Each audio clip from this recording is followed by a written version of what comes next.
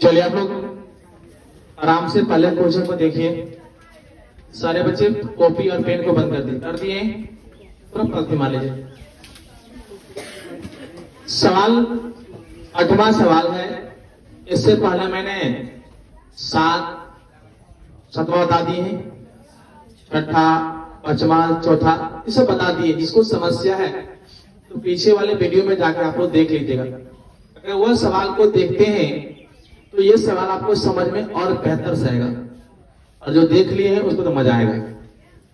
चलिए, दिखंते एपी लिखा है तो जैसे ही एपी लिखा रहता है तो आपके मन में उत्पन्न हो जाएगा पहले ही इसमें ए डी एन और ए एन का मान आना ही होगा। 3 चीज तो हमको कंफर्म आना है, और एक चीज के लिए नहीं मिलेगा तो हम लोग ए एन की फॉर्मूला पर जाएंगे। ये बस दिमाग में ये चीज को सेट कर दीजिए, आपका सवाल बन जाएगा। ढूंढना तो हम लोग के काम है, आराम से ढूंढ लेंगे। जिस प्रकार सवाल नंबर 7 था उसी प्रकार सवाल नंबर 8 भी है, सेम टू सेम, बस शब्द को थोड़ा अलग कर दिया है। एक एपी में 50 पद है आराम से, जिसका तीसरा पद 12 है और अंतिम पद 106 है, तो 29वां पद ज्ञात करें। आप इसमें सवाल के पहले हम लोग डिस्कस करते हैं। सवाल नंबर 7 में कह रहा था कि 31वां पद ज्ञात करें, है ना बेटा? और वह हम लोग का अंत में एन का मान काम दिया था ना। और यहां बोल रहा है कौन सा पद?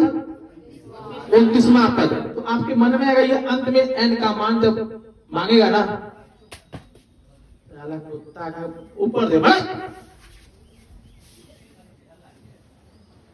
सुंदर सब लड़की पागल होके करती है, पढ़ती थोड़ी है ये लोग।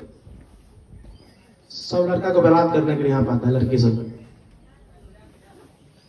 तो ये हम लोग का एन के उपयोग होगा। अब वहां साफ साफ लिखा था कि जिसका तीसरा पद 12, और मैंने कहा भी था जहां जिसका शुरू हो वहीं से क्या करना है, चालू करना है। जहां सबको समझ में आया वहां चालू करना। तो हमको यहां समझ में आया कि जिसका तीसरा पद 12 है तो A3 बराबर हल, A3 बराबर तीसरे ना है, कितना दिया? 12 है। तो A3 का फॉर्मूला क्या होता है? A प्लस 2D बराबर, पता है आपको? पता है ना? हाँ। अब देखिए सर जी, इसको हम लोग समीकरण क्या कर लेंगे, ये सब बताया हुआ है अच्छी तरह से। अब इतना करने के बाद सवाल नंबर 7 में जस्ट बात ही लिखा था, तीसरा पद इतना है, एक और लिखा था, और एक पद इतना है, तो वहां समीकरण लगातार बन गया था। अब सोचिए यहां पे बेटा, यहां तक तो समझ में आ गया, अब बाकी समझ में नहीं आ रहा है। बस एगो ये समझ में आ रहा है कि अंत में ये एन का मान लेंगे। अब मेरे पास जो शब्द बाकी है, एक ये बाकी है और मेरे पास एक ये बाकी है, बस आराम से।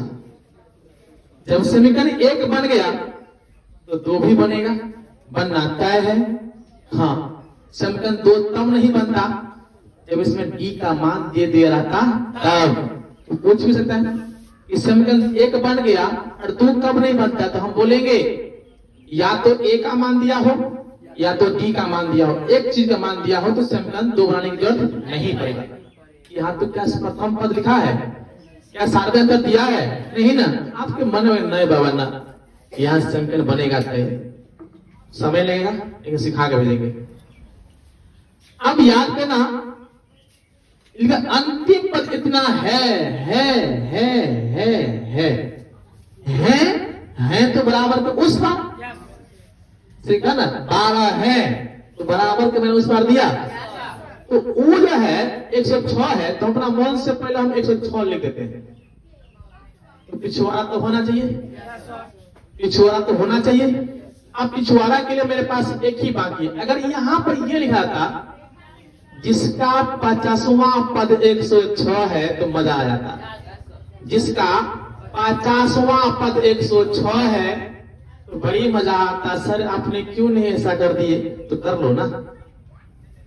एपी में 50 पद है, मतलब आपको ये सोचना है जिसका 50वां पद 106 है, तो हम ए 50 बराबर क्या लिख सकते हैं,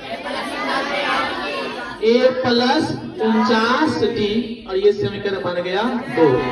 क्या समझ में आया आप लोग? हाँ, अरे मैथ है सब रंग सवाल, एक रंग सवाल करते तो मजा आता है, नहीं पूरा घुमाता है, घुमाओ ना, हमको घूमने भी आता है और हम घूमेंगे भी और सवाल बनाएंगे भी। बस आज जब समीकरण 1 और 2 हो गया सर, तो विलोपन विधि से घटाने पर जोड़ने पर, तो देखिए ए और ए मिला है, लेकिन दोनों प्लस में है, तो क्या करने पर, घटाने पर। तो हम डायरेक्ट यहाँ पे समीकरण 1 और 2 को घटाने पर तो लिखते हैं a प्लस 2d बराबर 12, a प्लस 49d बराबर में 106। घटाएंगे चिन्ह चेंज करेंगे, तो ये प्लस में तो माइनस माइनस माइनस, ये कट गया ना, और ये कितना होगा -47d बराबर में -94। क्या यहीं से काट दे, यहीं से काटेंगे कितना हुआ, ये सब कट गया, माइनस से माइनस में कट गया, तो d बराबर क्या आ गया 2, इसीलिए d का मान क्या है 2। अब d का मान आ गया, अब क्या करें, समीकरण 1 और में d का मान, वैसे भी आप लोग बताए थे कि जब समीकरण एपी में 1 और 2 बने तो a और d के ही मान निकलता है। तो चलते हैं, अब यहाँ पर लिख देते हैं समीकरण 1 में d का मान रखने पर, एक मिनट बाबू, यहाँ तक किसी को दिक्कत है तो बोलिए आप लोग, इनमें दिक्कत है।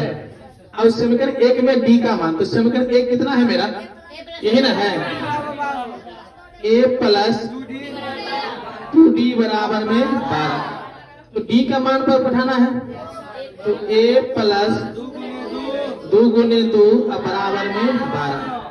इसको मैं यहाँ पे कर लेता हूँ, तो ये कितना होगा बेटा,